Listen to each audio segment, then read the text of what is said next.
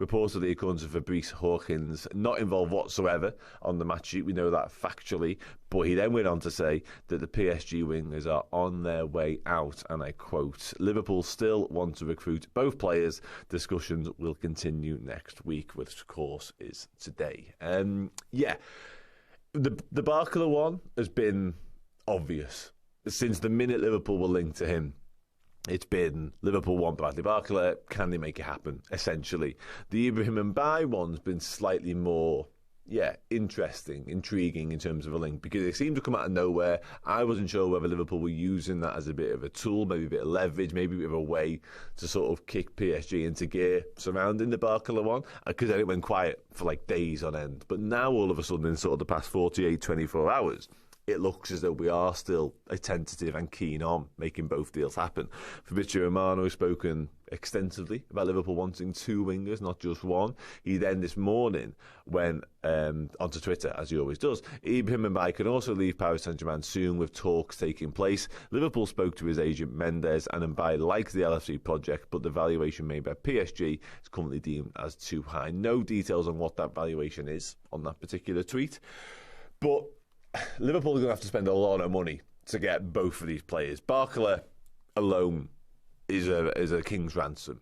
And I feared for Liverpool that it was just going to prove to be too much and we're going to walk away. Because one thing we do know for certain about Liverpool is that regardless of whether they see the player as the absolute ideal fit, and given what we've been told, and we've got to take it on face value, is in spite of us going big for Yandy Amande, they always wanted to do the Barcola thing this summer anyway, so we just have to go with that, and that's fine. So clearly they are dead set on Bradley Barcola being the solution. I would still speculate that it's for the left wing, and Cody Gakpo could well make way, which is interesting given goal and assist yesterday in starting a game for Andoni Iraola. But I mean, that's the direction of travel here still, with Spurs seemingly keen on Gakpo. But I think whatever you think of our left wing options, we needed more. We needed more competition for places, certainly in the wide areas. I would argue as the squad continues, that still remains to be the case. But Barcola is an upgrade on everything we've got available to us on the left wing. That's without a shadow of a doubt. So I'm pleased with it. But I did fear that PSG would hold firm on their 140, 150 million euros valuation, and Liverpool would look at it and go, we really want the player, we really like the player, we think he can help us, we think he can take us to that next level, make us competitive, etc., etc., etc., but we ain't paying that. But it does now appear as though there's been some easing of the stance from PSG, maybe. Maybe it's on the back of them signing Ferran Torres and Mika Guts, and they've just gone, we can't keep all these lads, like, this is ludicrous. They've spent a lot of money. Money is no object to them, granted, but they probably do need to offset a little bit of that just to stay up and keep in the financial regulations that are set by UEFA. I'm not au fait, particularly with the Ligue 1 financial regulations and restraints. But just in terms of sheer numbers, just in terms of keeping everybody happy, if you've seen the celebrations from last night, Bradley Barcola does not look particularly enamoured with what's going on right now in his situation. So that's not a healthy thing for Luis Enrique to have to deal with. He's got himself a really well-oiled, fine-tuned group there on and off the pitch. You don't want to be upsetting the camp. And that's not to say that Barcola or Mbaye would do that. But, why have that problem on your hands when you could easily sell them? There's one club, there's one destination, keen on both. If there's a deal to be struck for both of them, then let's do it. Somebody at Carl Smith says the kids, referring to Mbaye, I reckon he'd be a good addition for the right price. Just on that, we don't know what that valuation is necessarily. If you were to get both for 150, 160 million, you're probably more likely to be the top end of that, I would suggest. Would we be okay with that? Like, could we make that palatable? Perhaps, if you were to solve right wing and left. It depends if you think Mbaye is the right wing solution, really. And he mentioned, a few people have already said, like, he's so young, it's hard to know for certain because he's only 18. He's got 15 caps for Senegal, for what it's worth, 4 goals in those appearances, so that's good.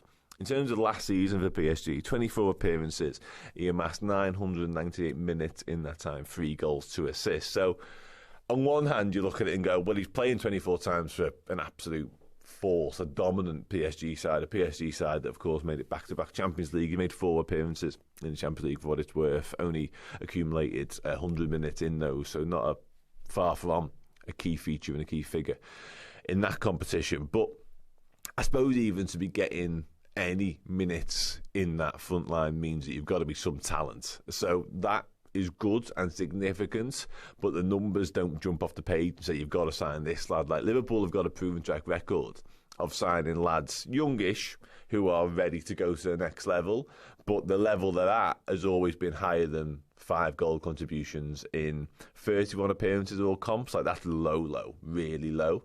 So it's a difficult one to sort of be absolutely certain on. All we're doing here now is blind faith and trusting that Liverpool are absolutely certain that Mbaye can come in day one and be our right winger. Because as it stands, I've said this dozens of times in the past 2 weeks, I don't think we have an answer over there. I've been really impressed, full stop, with Lewis Kumas. I think he's been excellent. I think he has that intensity. He has that, what's the word I'm looking for? Like the directness, definitely, and the running power. I think Andoni Iraola's been really impressed, and he's definitely caught the eye, and he might have gone up in his estimations and his thinking.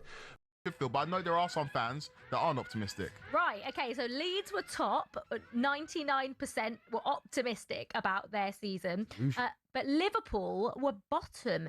58% of Liverpool fans, 58% were optimistic, but 42% were pessimistic. Well, are they right to be?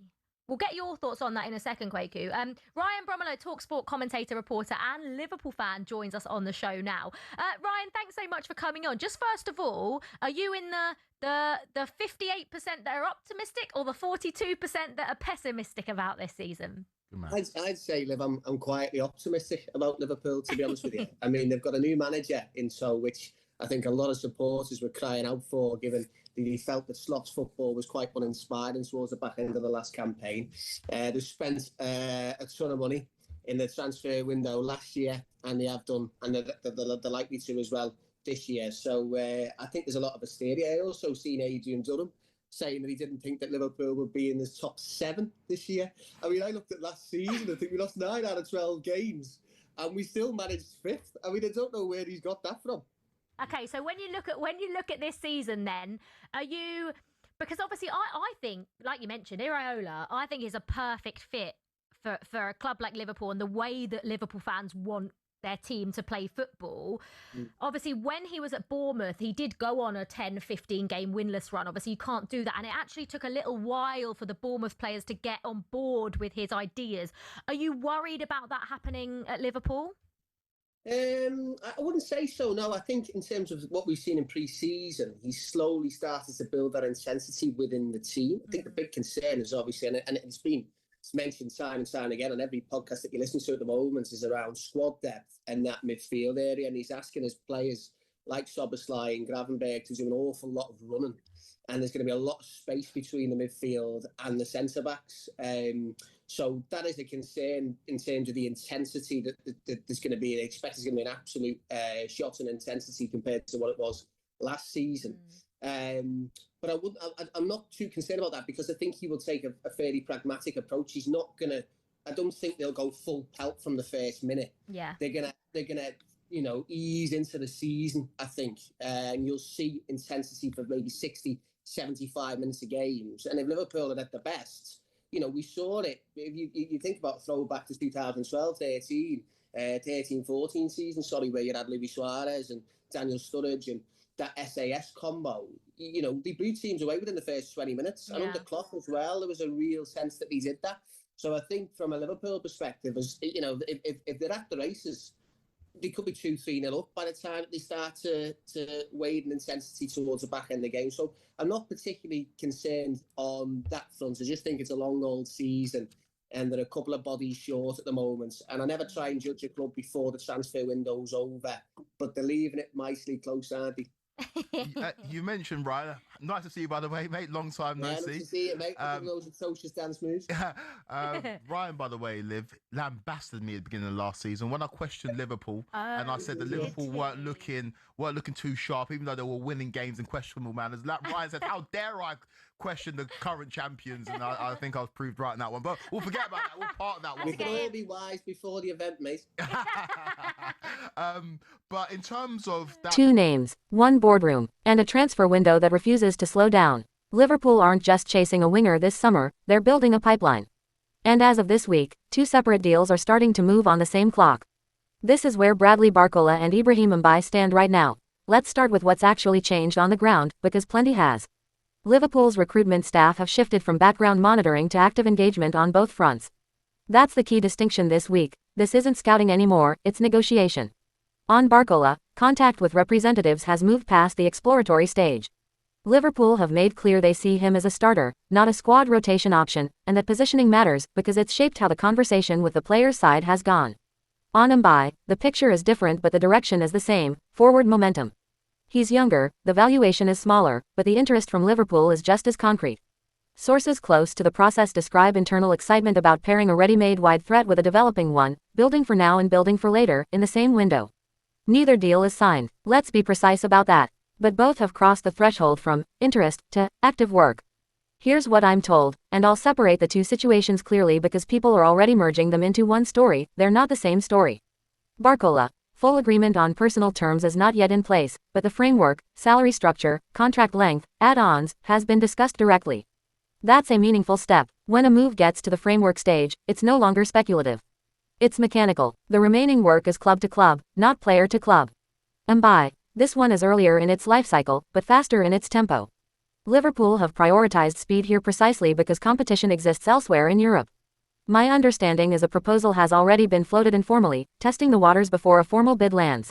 What ties both together? Liverpool's ownership has greenlit spend across 2 fronts simultaneously, which tells you this isn't opportunistic shopping. This is a planned double signing, sequenced deliberately. Timing question everyone's asking me, does one deal depend on the other? No, they're financially separate, but operationally, Liverpool would like both wrapped before preseason sharpens into September deadline pressure.